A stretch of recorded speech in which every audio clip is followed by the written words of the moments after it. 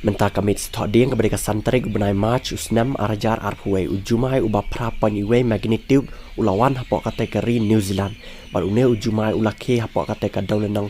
Kamedek Island kebadan support North East New Zealand. Batkan New Zealand National Emergency Management Agency kala ai warning lane kala ai siren yaki snong hapok kategori North East New Zealand nak benta baki break day ban long ready namar ba ujumai ba ubah kamhe susu ulak banwan hapok kategori New Zealand. Wan tong ujumai hendrai hakapor mensngi jong mentah kasi thodiang hi ka tsunami ru kalawan lane kala ai warning hapok kategori New Zealand.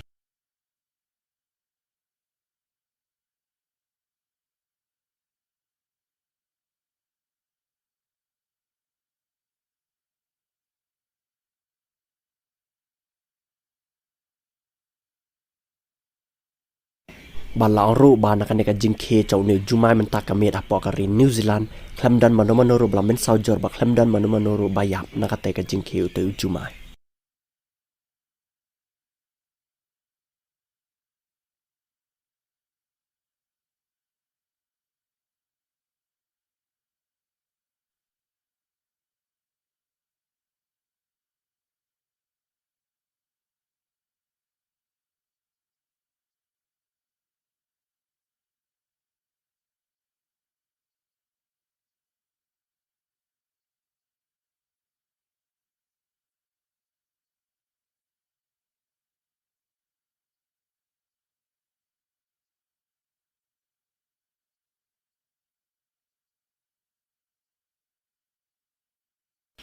Bat kari Amerika ru ka USA kala ai warning ya ki pai ba ki basyang masa ki line California, Texas, ki badan syaki line West kari Amerika, bat ki badan hacan kate ka duriau ba ha ka ba kate kari New Zealand ru ka dan apa kate ka duriau Pacific ba ki de ban long ready ba namar ba kate ka tsunami lane kate ka jingkhe chu te u earthquake u ba he adu kata ta kala ban kata lang ru syapo kari Amerika.